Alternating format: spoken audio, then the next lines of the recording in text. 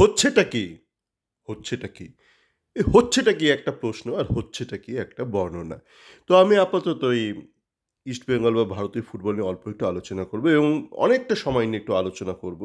এই হাসপাতাল কাণ্ডে, আরজিকর হাসপাতাল কাণ্ডে কি হয়েছে আর কি হচ্ছে? মানে হচ্ছেটা কি আর হচ্ছেটা কি? তো ১ম এই ছোট্ট করে ফুটবলটা একটু কভার করে নিই। কেননা গতকাল ভারতীয় দল একটা খুবই বাজে ম্যাচ খেললো মরিশাসের সাথে। ম্যাচটা দেখা হয়নি। একটু কাজে ব্যস্ত ছিলাম। কিন্তু আমি যাদের বেশ বিচক্ষণ ফুটবল ফ্যান মনে করি, সেরকম কয়েকজনের থেকে যা ফিডব্যাক পেলাম এবং তারপর সোশ্যাল মিডিয়ায় যেরকম লেখালেখি দেখলাম, বুঝলাম ভারত বেশ বাজে খেলেছে। তো আ বাজে খেলাটা খুব একটা আশ্চর্যের নয়। কিন্তু ঘটনা হলো মানে কে ভারতের নাম্বার 9 হবে সেটা নিয়ে অনেকে দ্বিধায় রয়েছে। দেখুন আমি অনেক আগেই বলেছি ওর নাম্বার 9 ওইভাবে আসে না। আপনি কাউকে ধরে একটা নাম্বার 9 জার্সি পরিয়ে দিতেই পারেন।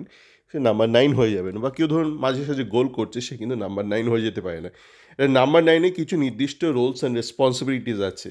গোল করাটা অবশ্যই তার অন্যতম প্রধান কাজ। কিন্তু কেউ গোল করলেই সে নাম্বার 9 হয়ে যায় না। এই বেসিক জিনিসগুলো আমি জানি না কেন দেশের মানুষ এখনো বুঝতে পারছে না। কেউ গোল করলে সে নাম্বার 9 হয়ে যায় না। তার আরো অনেক রোলস অ্যান্ড রেসপনসিবিলিটিস আছে। নাম্বার 9 হিসেবে সোলো স্ট্রাইকার হিসেবে সে কিরকম খেলবে, কিরকম খেলাবে টিমটাকে। যাকে এবার আসা যাক ইস্টবেঙ্গল নিয়ে। ইস্টবেঙ্গলে প্রচুর চোট-আঘাত আমি দেখছি রোজই এখন খবরের কাগজ থেকে প্রশ্ন করছে, এই সিজন শুরু হয়নি কেন এত চোট-আঘাত? আমি জানি না মানে যাকে আমরা এবার ওই ট্রেনার নিয়ে এসেছি না তার চোখ-মুখ দেখে আমার ঠিক তাকে খুব একটা স্বাভাবিক মনে হয়নি। আমার ভুল ধারণা হতেই পারে। কিন্তু মানে স্বাভাবিকটা ছাড়ুন মানে সে আদৌ কি দক্ষ? মানে নিজের কাজটা সে জানে? জানি না কেন যাকে আমরা নিয়োগ করেছি প্রধান কোচ হিসেবে তাকে নিয়ে বহু আগে মানে এখন না মানে যখন আমরা সুপার কাপ জিতেছিলাম, ইস্টবেঙ্গল সুপার কাপ জিতেছিল না সবাই উড়ছে হাওয়ায়, হাওয়ায় উড়ছে। তখনই আমি বলেছিলাম মানে যখন তার পিক টাইম মানে যখন সে হাইপে রয়েছে তখনই বলেছিলাম এর কিন্তু কোনোই কোচিং ব্যাকগ্রাউন্ড নেই, কোনো কোচিং করার ইতিহাস নেই। এ কম্পিটেন্ট নয় কিন্তু তখন শোনেনি। তারপর যা হয় পুছ করে এখন মাটিতে লটালটি খাচ্ছে। তো আমার যা মনে হচ্ছে এই মুহূর্তে যে এখানে ইস্টবেঙ্গল দাঁড়িয়ে ভালো একটা টিম করেছে। বেশিরভাগ প্লেয়ারই ভালো। কিছু ভুলভাল আছে সেটা নিয়ে আগেও আলোচনা করেছি। রিপিট করব না। কিন্তু এই কোচ থাকলে ইস্টবেঙ্গল মোটামুটি 8th থেকে 10th এর মধ্যে অবস্থান করবে আইএসএল এ। এখন যদি পরিবর্তন ঘটায় কোচিং স্টাফে, কত তাড়াতাড়ি করছে তার উপর নির্ভর করছে ফাইনাল ইস্টবেঙ্গল কী হবে। কেননা এবছর যা স্কোয়াড ছিল মোটামুটি ধরুন ওই ফিলিপ ডি রাইট আমি বলছি না ফিলিপ ডি রাইটকে ধরে আনুন, সে হয়তো অনেকদিন ধরে বেহালা বাজাচ্ছে, গান গাইছে। এ তো কোচিংয়ের মধ্যে নেই। আমি বলছি ওই ধাঁচের কোনো একটা কোচ, মোটামুটি একটা ধাঁচের কোচ, একটু শিক্ষিত, একটু মানে দক্ষ কোচ হলেই আরামসে ইস্টবেঙ্গলের সেমিফাইনালে তুলে যেত। কিন্তু করেনি এখন। আমি দেখুন এত দেরিতে মানে চোর পালালে বুদ্ধি বাড়ে না বা চোর পালানোর পর বলে, "এই চোরটা পালিয়ে গেল।" ওরম বলি না। আমি অনেক আগে থেকে বলে দিই, "তোমার বাড়িতে ভাই চুরি হবে।" ১ বছর আগে বলে দিই। অন্তত ১ বছরের নোটিস দিই। পুরো রঘু ডাকাত টাইপ। ১ বছর আগে বলে দিই, "ভাই তোমার ভবিষ্যৎ গোল্লায় যাবে।" তো আ ভারতীয় ফুটবল হোক, ইস্টবেঙ্গল আমি ১ বছর আগেই নোটিস দিয়ে দিয়েছি, "ভাই গোল্লায় যাবে।" তো যাচ্ছে। এই মোটামুটি গেল। এবার এগুলো যদি বুঝে যান তো বাকি জিনিসগুলো আপনি বুঝে যাবেন। বারবার রিপিট করতে পারছেন। এখন একটু হাসপাতাল নিয়ে একটু আলোচনা করতে হবে। একটু হাসপাতাল নিয়ে অনেক কিছু বলার আছে। তো হাসপাতাল নিয়ে আমি একদম মানে কি বলবো ইললজিকের একটা অমনিবাস হয়ে যায় প্রায়। ইললজিকের অমনিবাস হয়ে যায় এবং আমি দেখছি মানে সমাজে যারা তথাকথিত শিক্ষিত মানে আ অল্প বয়সী ডাক্তার, অল্প বয়সী ইঞ্জিনিয়ার বা বেশ বয়স্ক ইঞ্জিনিয়ার মানে আমার অনেক পরিচিত ইঞ্জিনিয়ার তাদের মধ্যে দেখছি চূড়ান্ত একটা মূর্খামি মানে লজিকের মা-বাপ নেই কারো। যেই ধরনের প্রশ্ন করছে, যে ধরনের ব্যাখ্যা দিচ্ছে বোঝা যাচ্ছে মানে দেশটা একদম ৩য় না ৪র্থ বিশ্বের দিকে এগিয়ে চলেছে। ৪র্থ বিশ্বের দিকে। মানে লজিকের মা-বাপ নেই। আপনি যদি প্রশ্নগুলো ঠিকঠাক না করেন না জীবনে, আপনার উত্তর ভগবানও দিতে পারবে না। ভুলভাল প্রশ্ন করছেন, ভগবান আ উত্তর দেবে কি করে? তো দেখুন মানে চেষ্টা করছি মানে ইললজিকের অমনিবাসটা একটু তুলে ধরতে। ১ম এ আসে তো ভাই এভিডেন্স লোপাট। মানে যারা এভিডেন্স লোপাট বলছে মানে ডাক্তাররা তো অবশ্যই বলছে, জুনিয়র ডাক্তাররা বলছে এভিডেন্স লোপাট। তার সাথে এরা বলছে বড় কারোর একটা হাত আছে, এই ঘোষের হাত আছে। না ঘোষ নয়, ডক্টর ঘোষ বলবো। উনি ডক্টর কিন্তু যারা আন্দোলন করছে তারা সিনিয়রদের গালমন্দ করার সময় ডাক্তারটা সরিয়ে দিচ্ছে। বলতে লজ্জা পাচ্ছে যে না আমাদের ফ্র্যাটার্নিটি না গোল্লায় গেছে, নোংরা হয়ে গেছে। এই ডক্টর ঘোষ, ডক্টর দে মানে তাদের কথাই তো এরা কিন্তু শুধু ঘোষ দেয় বলছে। বলতে লজ্জা পাচ্ছে। দেখো আমরা নষ্ট হয়ে গেছি। আমাদের এই ডাক্তার ফ্র্যাটার্নিটিটা পুরো গোল্লায় গেছে, নষ্ট নোংরা হয়ে গেছে। আমাদের মাথায় বসে আছে যারা আমাদের ইমিডিয়েট সিনে সবাই নোংরা মানুষ। বলতে লজ্জা পাচ্ছে তাই ঘোষ দে করে দিচ্ছে ডাক্তারটা। সরিয়ে দিচ্ছে। যাকগে এটা তাদের দাবি। আমি জানি না আদৌ নোংরা হয়েছে কিনা, এটা তাদের দাবি। তাদের বাকি অনেক ইললজিক দাবি আছে। তো এটা আমি সঠিক না মিথ্যে আমার পক্ষে বলা সম্ভব না। আমি তাদের দাবি নিয়ে একটু আলোচনা করছি। তারা বলছে এই কাণ্ডটা ওই সঞ্জয় রায় একা করতে পারে না। এইটা নিশ্চয়ই ডক্টর ঘোষের পরিকল্পনা, এবং উনি গিয়ে এভিডেন্স ট্যাম্পারিং করেছে। তা আমার প্রশ্ন হচ্ছে, ডক্টর ঘোষ মানে উনি যদি এতই ক্ষমতাবান হোক, উনি তো অবশ্যই শিক্ষিত মানুষ, অনেক অর্থ আছে। উনি ধরলাম সঞ্জয় রায়কে সুপারি দিয়েছে। তো সুপারি দেওয়ার পর উনি কি নিজে যাবে, ঘটনাস্থলে যাবে? মানে যখন সঞ্জয় রায় ওনার নির্দেশ অনুযায়ী কাজটা করছে, উনি কি যাবে, গিয়ে গিয়ে এভিডেন্স ছিটিয়ে দিয়ে আসবে? এবং এই এভিডেন্স ট্যাম্পারিংটা মানে আমি দেখছি ওই হাসপাতালের অনেক মানে অল্প বয়সী ডাক্তাররাও বলছে, মানে যারা ধরুন মানে অল্প বয়সী মানে যারা এই জুনিয়র না, মানে সিনিয়র হয়ে গেছে, সিনিয়র লেভেলে অল্প বয়সী, তারাও বলছে মানে এটা টোটাল ছাগল মার্কা একটা যুক্তি হয়ে গেল। মানে আপনি একাধারে বলছেন যে একটা মানে মানে কি বলবো, একটা পাওয়ারফুল ব্যক্তি, ইনফ্লুয়েন্সিয়াল ব্যক্তি, সে এই কাজটা করিয়েছে। আবার আপনি বলছেন সেই ইনফ্লুয়েন্সিয়াল ব্যক্তি ওই ঘটনাস্থলে গেছে, মানে গিয়ে ওখানে এভিডেন্স ছড়িয়ে দিয়েছে। ভাই সঞ্জয়, তুমি কাজটা ঠিকঠাক করেছো তো, দাও আমি তো এভিডেন্সটা ছড়িয়ে দিয়ে আসি। আবার শুধু ছড়িয়ে দিয়ে এসছে না রাত্রিবেলা, তার আবার সকালবেলা গিয়ে এভিডেন্সটা আবার ঝাড়পোছ করতে গেছে।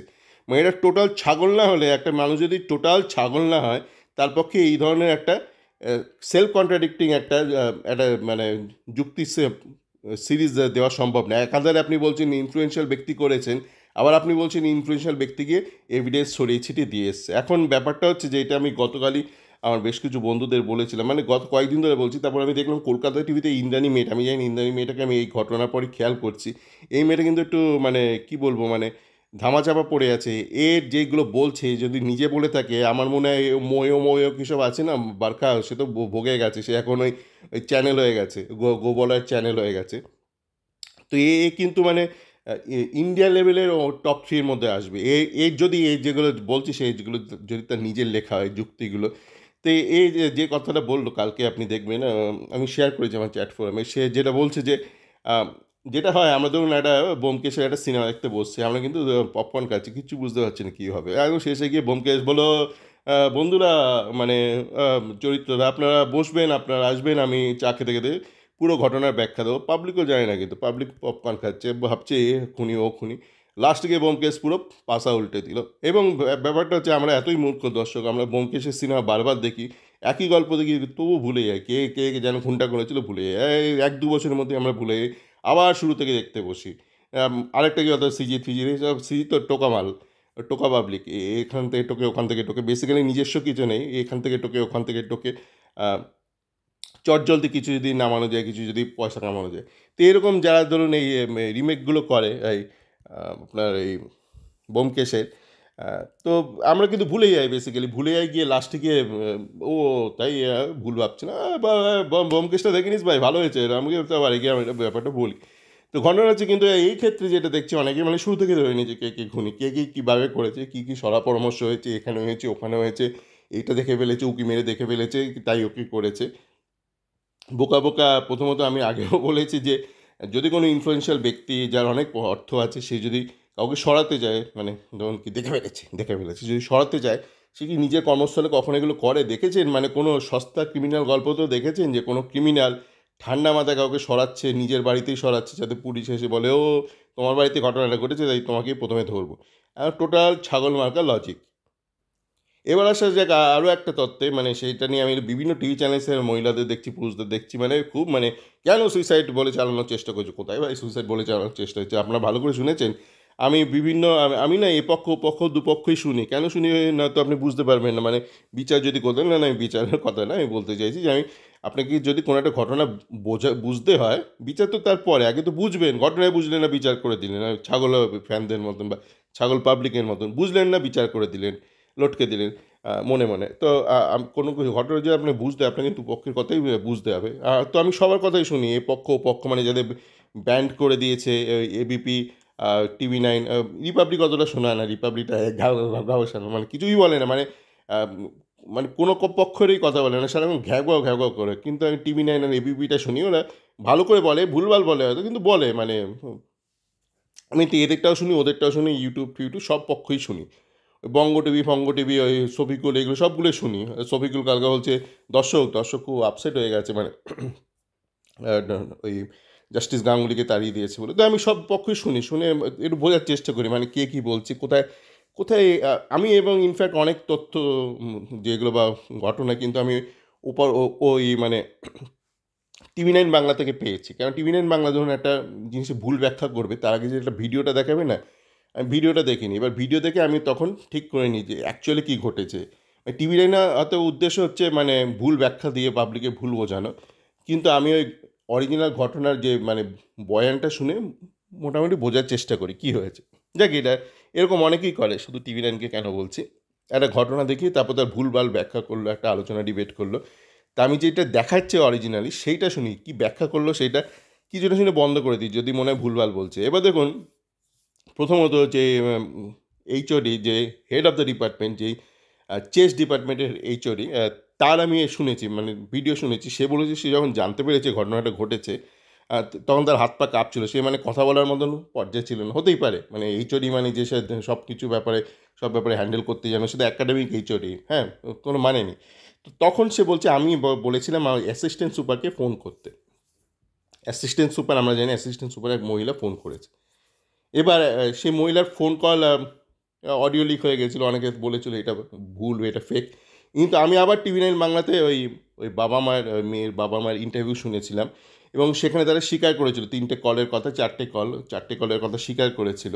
এবং সেই কলগুলোতে যে অডিও লিকড যে টেপগুলো ছিল, সেখানে যা বয়ান ছিল, বক্তব্য ছিল, বাবা মা কিন্তু একই বক্তব্য রিপিট করেছে, মানে অন ক্যামেরা রিপিট করেছে। আমি যখন বলছি মানে এর কথা শুনে না, মানে বাবা মার অন ক্যামেরায় স্বীকার করেছে।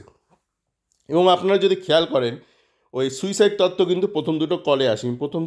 প্রথম কলে বলা হয়েছিল কি, আপনাদের মেয়ে অসুস্থ, আপনারা তাড়াতাড়ি চলে আসুন। তো বাবা মা পাত্তা দেয়নি, মানে মানে বাবা মা মানে বেরোয়নি, মানে রেডি হয়নি, পাতি কাটিয়ে দিয়েছে কলটাকে। আবার দ্বিতীয় কল করেছে, মেয়েটা তখন বাধ্য হয়ে দ্বিতীয় কল করেছে যে আপনারা আসছেন তো, মানে দেখছি বাবা মা তখনও পাত্তা দিচ্ছে না। তখন সে বলেছে আমি কিন্তু ওকে ইমার্জেন্সিতে নিয়ে গেছি, আপনারা এক্ষুনি চলে আসুন। তো তখনও পাত্তা দেয়নি। তখন তার কিছু পরে মেয়েটা তখন বাধ্য হয়ে তৃতীয় কলটা করে, এবং তখন ওই মুখ ফসকে বলে ফেলাবে। দেখছি প্রথম দুটোতে হলো না, প্রথমে অসুস্থ বলাতে বাবা মা পাত্তা দিচ্ছে না, দ্বিতীয়ত বললো যে ইমার্জেন্সি নিয়ে গেছে, বাবা মা পাত্তা দিচ্ছে না, হচ্ছে ফালতু কর। তখন থার্ডটাতে বললো মৃত্যু হয়েছে, এবং হয়তো হয়তো কথাটা সে ব্যবহার করেছে, যেটা সরিয়ে দেওয়া হচ্ছে যখন আমরা মানে বা মিডিয়া এটা নিয়ে একটা কনস্পিরেসি একটা ডিবেট রচনা করছি, তখন হয়তোটা সরিয়ে দিয়েছে। হয়তোটা খুব ইম্পর্টেন্ট, হয়তো কিছু একটা বলছে, মুখ ফোঁস অন্য কিছু বলতে পারতো, সে তো সবাই তো আর এই ব্যাপারে এত এক্সপার্ট নয়, বলেছে হয়তো সুইসাইড। তখন বলছে হ্যাঁ আমরা এক্ষুনি বেরোচ্ছি। তা আমার তাহলে সেক্ষেত্রে প্রশ্ন থাকবে যে বাবা মাকে, যে আপনার প্রথম দুটো কলকে পাত্তা দেননি কেন? বলতেই পারি না প্র্যাঙ্ক কল। দেখুন কিন্তু এখানে একটা মুশকিল আছে। আমি ঘটনা ঘটে যাওয়ার পর তখন মেয়ের মার কাছে অনেক চ্যানেলই চলে যেত, টিভি9 বাংলা থেকে এই আজ তাক বাংলা, অনেকেই চলে যেত, হ্যাঁ? তো তখন আমি এই ইন্টারভিউগুলো শুনেছিলাম। তো মা বলেছিল যে মেয়ে সাধারণত রাত্রিবেলা খাওয়া খাওয়ার সময় একটা কল করতো, আর ভোরবেলা ঘুম থেকে উঠে আমার একটা কল করতো, সকালে ঘুম থেকে উঠে একটা কল করতো। জানি না মানে রোজ ঘুমাতো কি জানি না, আমার মায়ের কথা শুনে মনে হচ্ছে রোজ ঘুমাতো। যাকে হয়তো ওদের ডিউটির মধ্যে ঘুমানোর ব্যাপারটা আছে, যে হোল নাইট ঘুমাতে হয়। যাকে তো হ্যাঁ, জুনিয়র ডাক্তারদের ব্যাপারটা আমি ঠিক জানি না, মানে ৩৬ ঘন্টা শিফটের মধ্যে রাত্রিবেলা কি ঘুমানোটা রয়েছে, তাই না? তাহলে এই শিফটটা বদলের দরকার। মানে এইটা কী ধরনের শিফট যেখানে রাত্রিবেলা ঘুমাতে হয়? তো যাকে যে ঘটনা হলো যে ওই মেয়ের মা কিন্তু বলেছিল যে সকালবেলা উঠে আমায় ফোন করে, তো ওদিন ফোন করেনি, আমি কল ব্যাক করেছিলাম, কল ধরেনি। তো সাধারণত কী হয়, মানে যে কোনো সাধারণ বাড়ির বাবা মা একটু চিন্তিত হওয়ার কথা, আমি কল করছি না। তারপর যদি কোনো একটা কল আসে তার মানে কর্মস্থল থেকে, তো সাধারণত সবাই মানে সাধারণত আ আমরা দেখেছি বাবা মা মানে খুব ঘাবড়ে যায়, মানে আবার দুটো কল এসছে। কিন্তু এই ক্ষেত্রে আমি জানি না মানে নিশ্চয়ই এরা ওদেরকে ব্যাখ্যা চাওয়া হয়েছে যে আপনার প্রথম দুটো কলকে কেন পাত্তা দেননি। আর সুইসাইড ব্যাপারটা তো দেখা গেল শুধু ওই একটা থার্ড কল, সে যে কলটা হতোই না যদি প্রথম দুটো কলকে বাবা মা পাত্তা দিত। তারপর তো আর কোথাও সুইসাইডের উল্লেখ করা হয়নি। মানে তারা যখন ঘটনাস্থলে পৌঁছে গেছে তখন তো দেখছি অলরেডি রয়েছে। এবং আপনি ওই টাইম ফ্রেমটা ভাবেন যে যখন এই মহিলা অ্যাসিস্ট্যান্ট সুপার বলছে সুইসাইড কল হয়তো সুইসাইড, তার আগেই তো অলরেডি পৌঁছে গেছে ওখানে পুলিশ। পুলিশ তো ওখানে পৌঁছে গিয়ে তো সব দেখে নিচ্ছে, ওখানে হাজারো উইটনেস। এখানে সুইসাইড তত্ত্বটা আসছে কোত্থেকে আমি জানি না। মানে একদমই আবার মনে হয় ছাগল টাইপ মানে লজিক হয়ে গেল। পুরোটাই ছাগল টাইপ লজিক, যারা বলছে, যারা শুনছে, যারা বিশ্বাস করছে, যারা এটা প্রচার করছে, টিপিক্যাল সহজ বাংলায় ছাগল টাইপ লজিক হয়ে গেল। এবার আসা যাক শ্মশান তত্ত্বে। শ্মশান তত্ত্বে কী বলা হচ্ছে যে তাড়াতাড়ি পুড়িয়ে দিয়েছে, দুটো কেসের আগে পুড়িয়ে দিচ্ছে। তো এখানেও ব্যাপারটা না একদমই ছাগল টাইপ হয়ে গেল। কেননা আপনারা যদি জানেন মানে একটা শ্মশানে আজকালকার যে আধুনিক শ্মশানগুলো রয়েছে ইলেকট্রিক চুল্লিতে একটা ডেড বডি পোড়াতে ৪৫ মিনিট মতন লাগে, ম্যাক্সিমাম ৪৫ থেকে ১ ঘন্টা, ৪৫ মিনিট মতন লাগতেই পারে। তো যদি দুটো ডেড বডি এবার কখন পৌঁছেছে? রাত ১২টার পর পৌঁছেছে, ঠিক আছে? এবং কী হয়েছে সাধারণত আমরা সব জায়গায় গিয়ে লাইনে একটু আগে কাজ করার চেষ্টা করি, সব জায়গায় গিয়ে মানে সিনেমা হলের টিকিটে, ফুটবল ম্যাচের টিকিটে গিয়ে যদি দুজনে আগে চলে যাওয়া যায়। তো সারাদিন ধরুন একটা ঘটনা ঘটেছে, সকাল থেকে একটা একটা অপ্রীতিকর একটা ঘটনা ঘটেছে। তো অবশ্যই মানে পুলিশ কী করেছিল, পুলিশ ওই মানে বডি পৌঁছানোর আগেই মানে ওই শ্মশানকে ফোন করে বলে দিয়েছিল এরকম একটা সেন্সিটিভ কেস আছে, যদি পারেন একটুখানি ব্যাপারটা একটু এক্সপেডাইট করে দেবেন, মানে একটু সাহায্য করবেন, মানে ওদের সঙ্গে কোঅপারেট করবেন। তো ডোম কী করেছিল, এটা আমি মানে ইন্টারভিউ শুনেছি, তমাল শাহ নিয়েছিল ইন্টারভিউটা অন ক্যামেরা ডোমের সাথে, বা যে ইনচার্জ অফ শ্মশান। তো বলেছিল যে এরকম একটা কল এসেছিলো, তো দুটো ফ্যামিলি ছিল, মানে দুটো ওরকম কেস ছিল, তো ওরা তাদের রিকোয়েস্ট করেছিল শ্মশান থেকে যে এরকম একটা সেন্সিটিভ কেস আপনারা জানেন। তো তখন ওরা বলছে হ্যাঁ হ্যাঁ আমরা এটা শুনেছি, বলছি যদি আপনারা কাইন্ডলি একটু ওকে আগে করে দেন তাহলে একটু সুবিধা হয়, কেন ব্যাপারটা একটা খুব বাজে ব্যাপার হয়ে গেছে। তো সেই দুটো ফ্যামিলি রাজি হয়েছিল। তো তারপর ওই দুটো ফ্যামিলির ওরা আসার সাথে সাথে মানে দুটো ফ্যামিলি ছেড়ে দিয়েছিল। ওরা প্রায়োরিটি লিস্ট, আমরা সব জায়গায় এয়ারপোর্টে প্রায়োরিটি লিস্ট, সব জায়গায় প্রায়োরিটি লিস্ট, এখানে হঠাৎ করে প্রায়োরিটিটা বিকেম কনস্পিরেসি, এখানে প্রায়োরিটিটাকে কনস্পিরেসি তুলে ধরা হলো। কিন্তু এখানে তো স্বাভাবিক প্রায়োরিটি, মানে কে চায় গিয়ে শ্মশানে সারাদিন ওরকম হওয়ার পর রাত্রিবেলা আরও ২ ঘন্টা, সবচেয়ে বড় ব্যাপার আপনি ২ ঘন্টায় করতেনটা কি? ধরুন ৪৫ মিনিট, আমি ধরলাম ১ ঘন্টা, ধরুন আপনি ১ ঘন্টা ১ ঘন্টা ২ ঘন্টা, আর দুটো বডি আপনি ওখানে ২ ঘন্টা বসে থাকতেন, ওখানে ২ ঘন্টা কি ব্যোমকেশ ফেলুদা বসেছিল মানে শ্মশানে বসে এক্সট্রা কিছু খুঁজে বার করতো? এগুলো বোকা বোকা লজিক হয়ে গেল। দুটো বডির আগে পুড়িয়ে দিয়েছে, মানে দুটো বডি মানে ২ ঘন্টা আগে পুড়িয়ে দিয়েছে, ২ ঘন্টাতে কী হতো, মানে ওখানে কোন রহস্য, মানে মানে তদন্তকারী টিম বলেছে যে ২ ঘন্টার জন্য আমরা মানে তদন্তটা সলভ করতে পারিনি? একদম বোকা বোকা লজিক হয়ে গেল। এবার আসা যাক ওই ডক্টর ঘোষের বিরুদ্ধে যে ছাত্রদের যে এই রাগ, ছাত্রদের রাগ কি যে নাকি মানে একটা কার্টেল চালায়, এই করে সেই করে, মানে এই আমাদের পাস করায় না, ফেল করায় না। তো এইটাতে আলাদা একটা বিষয় হয়ে গেল, ফেল করায় না, পাস করায় না। তো এই বিষয়টা তো মানে কম বেশি আমাদের যে কোনো তৃতীয় বিশ্বের যে কোনো সরকারি প্রতিষ্ঠানে থাকবে, যে থাকাটা কাম্য নয়।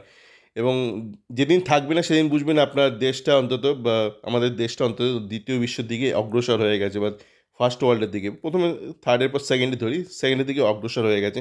তো সেইটা নিয়ে একটা আন্দোলন করা যেতই, মানে যে এই ধরনের ব্যক্তিদের সরানো হোক, যারা মানে একটা নোংরা একটা কার্টেল চালাচ্ছে, বা কার্টেল কথাটা একটু বেশি বড় হয়ে গেল, একটু ওভার হাইপড হয়ে গেল। কেননা আমরা দেখতে পাচ্ছি ওই ডক্টর ঘোষকে যেসব ব্যাপারে ধরেছে, মানে ওই ছ্যাঁচড়া ব্যাপারে, সিসিটিভি নাকি বেশি দামে টেন্ডার পাস করিয়েছে, তাও কোথায় কাকে রেস্টুরেন্টে করে দিয়েছে, এই ধরনের নয় ছ্যাঁচড়া না, আমাদের পাতি কমিউনিটিতে যেসব আছে না, মানে এই ধরুন আবাসনগুলো রয়েছে নিউটন ফিউটন, এখানে তো অনেক কমিউনিটি থাকে, এখানে যে ধরুন হাউজিং কমিউনিটি থাকে, ওখানেও এসব ছ্যাঁচড়ামি করে, ধরুন কোন সুইপারকে ঢুকিয়ে দেবে, কাটমানি, মানে এই অল্প বিস্তর কাটমানি আমাদের সমাজে রয়েছে, যে কোনো থার্ড ওয়ার্ল্ড এগুলো থাকে। তো সেইটার সঙ্গে এই ঘটনাকে কানেক্ট করার মানে টোটালি একটা ছাগল লজিক হয়ে গেল, একটা ছাগল প্যাশন হয়ে গেল।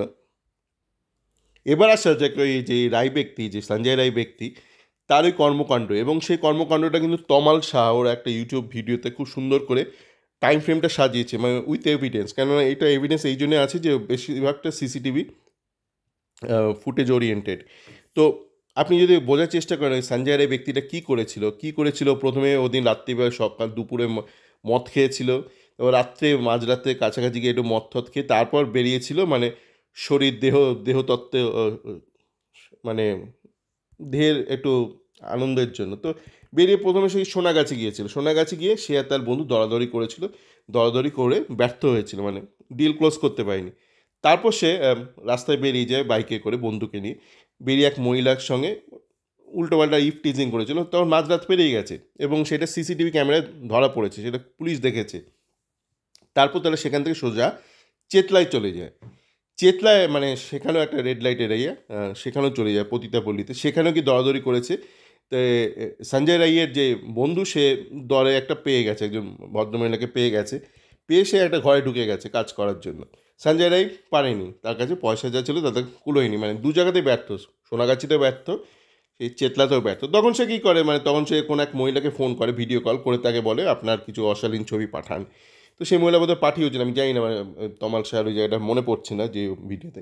তখন সে করেছে বন্ধু টন্ধু ফেরত এসছে, মানে কাজ টাজ করে, মানে পয়সা উসুল করে। তারপর তারা দুজনে মিলে বেরিয়ে ও গেছে আরজি করে। এবার আরজি করে গিয়ে ও হন্যে হয়ে এতলা ওতলা এ বিল্ডিং ও বিল্ডিং করে বেরিয়েছে। এবার ঘটনা হচ্ছে যে কেন তাহলে ঘুরে বেড়াচ্ছিল উদ্ভ্রান্তের মতন? বিভিন্ন কারণ হতে পারে, আমি জানি না, সত্যি বলছি জানি না। তবে আমার এক বন্ধু আছে, একদম ছোটোবেলা বন্ধু। সে সে এখন ইউএসএতে সেটেল। সে এককালে অনেক কাজকর্ম করেছে, মানে সরকারের হয়ে। সেই লাল জমানায় অনেক কাজকর্ম করেছে, হাসপাতালগুলোতে অনেক করেছে, অনেক সময় নাইটে থেকেছে। যেহেতু তাকে ধরুন অনেক নেটওয়ার্কিংয়ে কাজকর্ম করতে হয়েছিল আইটিতে। তো ও বলেছিল আমাকে যে বিভিন্ন সরকারি হাসপাতালে ওই রাত বিরেতে অনেক উল্টোপাল্টা কাজকর্ম হয়। সে অনেক বহু বছর আগে থেকেই হয়। ধরুন সমাজের যারা একটু নিচু স্তরে যারা লোকজন আছে, যেসব পুরুষ মহিলা রাত্রিবেলা অনেক উল্টোপাল্টা কাজকর্ম করে। সবাই না, কেউ কেউ করে। তো হতেই পারে যে সঞ্জয় রায় হয়তো ভেবেছিল এই এই সোনাগাছিতে ফেল করলাম, ওখানে ফেল করলাম, তাহলে এখানে যদি অল্প বয়সে কিছু হয়। এবং হতেই পারে এবং একা অনেক সময় এমন কিছু অ্যাক্সিডেন্ট ঘটে যেটা একদিনে একগাদা অ্যাক্সিডেন্ট, মানে একসাথে অনেক কিছু চেক পয়েন্ট ভেঙে যায়। তো মনে হচ্ছে যা ঘটনার প্রবাহ দেখে ওরকম একটা রেয়ার একটা ইনসিডেন্ট যেখানে একই দিনে একসাথে অনেকগুলো চেক পয়েন্ট ভেঙে গেছে। আপনি যদি দেখেন, মানে ওই ঘটনা ঘটার পর সোনাগাছিতে কিছু মহিলা একটা অ্যাড দিয়েছিল যে আপনারা এরকম করবেন না, দরকার হলে আমাদের কাছে আসুন, মানে একটা দিয়েছিল। কিন্তু তারপরে এটা জানা গেল যে অ্যাকচুয়ালি সে তাদের কাছে গিয়েছিল, সোনাগাছিতে গিয়েছিল, কিন্তু পয়সায় কুলোয়নি বলে আজকে ধরুন যদি সোনাগাছি বা চেতলায় ওর ডিলটা ক্লোজ হয়ে যেত, তাহলে আরজি করে ঘটনাটা ঘটতো না। তো এবার কী হয়েছে, উদ্ভ্রান্তের মতো ঘোরাঘুরি করছিল, ঘুরতে ঘুরতে পৌঁছে গেছে সেমিনার রুমে। এবার কী করে পৌঁছেছে জানি না, বিভিন্ন সম্ভাবনা হতেই পারে। হয়তো র্যান্ডাম সার্চ করছিল, হয়তো কি ওকে কিছু বলেছিল, জানি না, আমরা জানি না, কিন্তু র্যান্ডাম সার্চ করার সম্ভাবনাটা প্রবল। করতে করতে একটা ঘরে গেছে সেমিনার রুমে, সেখানে গিয়ে দেখছে এসি চলছে, দরজা খোলা এবং ঘরটা অন্ধকার, এবং তারপরেই ঘটনাটা ঘটে। তো এবার আপনি এবার যেমন অনেক কিছুই আছে, মানে আমি আমার এক বন্ধুকে বলছিলাম যে এরা জানি না, মানে এদের 36 ঘন্টার শিফটটা ঠিক কীরকম হয়, কতক্ষণ এদের ঘুমানো অ্যালাউড। মানে সাধারণত ধরুন যে কোনো শিফট ডিউটিতে একটা নির্দিষ্ট ঘন্টা কাজ করার পরে কিছুটা ব্রেক অ্যালাউড হয়। তো সেই ব্রেকটা কতটা, সেটা কি হোল নাইট নাকি 2 ঘন্টা 3 ঘন্টা জানি না, মানে নিয়মটা কি, এই জিনিসগুলো কিন্তু পরিষ্কার করা দরকার যে সরকারের যে প্রোটোকল, যে আপনার জন্য একটা লম্বা শিফট হবে, সেখানে কত সময়ের পর আপনি ব্রেক পাবেন এবং কতক্ষণে ব্রেক, মানে এই জিনিসগুলো কন্ট্রোল করা দরকার। এখানে কিন্তু বিশাল বড় একটা খামতি রয়েছে আমাদের সিস্টেমে, যে এরকম হতেই পারে না যে আপনার 36 ঘন্টা শিফটের মধ্যে আপনি টানা 10 ঘন্টা ঘুমাচ্ছেন। তো সেই ক্ষেত্রে ওই শিফটের তো কোনো মানেই দাঁড়ায় না। তো এই ব্যাপারগুলো পুরোপুরি সিস্টেমেটিক করতে হবে, আপনার লগ ইন লগ আউট করতে হবে, ইভেন ফর ব্রেক। আর যখন ধরুন কোনো পুরুষ বা কোনো মহিলা ডাক্তার ব্রেক নিচ্ছে, সেটাকে লগ ইন লগ আউট করতে হবে, যে এবং ব্যাপারটাকে লেজিটিমাইজ করতে হবে, যে ধরুন কেউ ব্রেক নিচ্ছে, তাহলে কি এইগুলো কন্ট্রোল করা যাবে, নয়তো কেউ অন্ধকারে গিয়ে কোথাও চুপ করে ঘুমিয়ে থাকবে, আপনি জানতেও পারবেন না। ব্যাপারটাকে লিগ্যালাইজ করতে হবে যে আপনার ধরুন 8 ঘন্টা ডিউটির পর আপনি 2 ঘন্টা ব্রেক আপনার প্রাপ্য, কি 3 ঘন্টা ব্রেকের প্রাপ্য। যেমন এয়ারপোর্ট বা পাইলট যারা ধরুন ট্রেন চালায়, দূরপাল্লার ট্রেন, তাদের এগুলো নিয়মে প্রোটোকলে আছে যে কতক্ষণ সার্ভিস আওয়ার্সের পর কতক্ষণ ব্রেক তার প্রাপ্য। তো এগুলোকে লেজিটিমাইজ করতে হবে। এমন নয় যে আপনি 10 ঘন্টা কাজ করলেন, তারপর 10 ঘন্টা ঘুমালেন। আপনার কাজ না থাকলে আপনি বসে থাকবেন, আপনি অন স্পটে থাকবেন, আপনার যেখানে ডিউটি সেখানে থাকবেন, আপনি কেন ঘুমিয়ে থাকবেন? তো এই ব্যাপারগুলো কিন্তু প্রত্যেক ক্ষেত্রে মানে প্রযোজ্য, এবং এগুলো না করলে কিন্তু এগুলো মনিটরিংও করা যাবে না। ধরুন আপনি একটা সুন্দর সিস্টেম করলেন, যে রেস্টরুম করলেন, সব কিছুই করলেন, কিন্তু লোকে ওখানে যাচ্ছে না কেন? না, সে রেস্টরুমে গেলে আপনি 2 ঘন্টা ঘুমাতে পারবেন, আপনি সেমিনার রুমে গেলে 10 ঘন্টা ঘুমাতে পারবেন। তো এই ব্যাপারগুলো কিন্তু কন্ট্রোল করতে হবে, যে দরকার হলে প্রত্যেকটা জায়গায় সিসিটিভি করতে হবে, বায়োমেট্রিক করতে হবে, আপনার লগ ইন লগ আউট এগুলো করতে হবে, যাতে করে আপনি কন্ট্রোল করতে পারেন। না তো আপনি কন্ট্রোল করতে পারবেন, আপনি কিন্তু সব কিছু করলেন, আপনি ভালো লাক্সারিয়াস রেস্টরুম দিলেন, রেস্টরুম আছে বেশিরভাগ জায়গাতে আছে, মানে বিশ্রাম নেওয়ার জায়গা আছে, কিন্তু লোকে হয়তো অ্যাভয়েড করছে। কেননা অ্যাভয়েড করছে? না, আপনি হয়তো রেস্টরুমে গেলে আপনি হয়তো 2 ঘন্টা ঘুমাতে পারবেন, যেহেতু সিসিটিভিতে ধরা পড়বে যে আপনি কতক্ষণ রেস্ট নিলেন। কিন্তু আপনি যদি অন্য জায়গায় চলে যান, কোনো একটা ধরুন একটা কনফারেন্স রুমে চলে যান বা সেমিনার রুমে চলে যান, আপনি ওখানে অনায়াসে ঘুমাতে পারবেন, কেননা আপনাকে কেউ কিছু বলতে পারবে না। আপনাকে কেউ কিছু বললে আপনি বলবেন যে আমি সারারাত্রি পড়াশোনা করছিলাম। তো এই ব্যাপারগুলো কিন্তু ঠিক করতে হবে। এরকম অনেক গাফিলতি আছে, সেগুলো গাফিলতি কিন্তু শুধু আর্যিকর কেন, আপনাদের সারা দেশে সমস্ত হাসপাতালই কম বেশি আছে। আ সরকারি হাসপাতালগুলো, তো সেইগুলো কিন্তু উন্নতির মানে প্রচুর সম্ভাবনা আছে। তো আশা করি আমি মোটামুটি অনেকগুলো ভুলভাল লজিক একটা অমনিবাস করলাম। আরও অনেক আছে, প্রচুর ভুলভাল লজিক আছে। তো এম যদি ভবিষ্যতে আবার প্রয়োজন পড়ে তো আবার মানে এইগুলো নিয়ে আবার আসবো। তো আপাতত ভালো থাকবেন।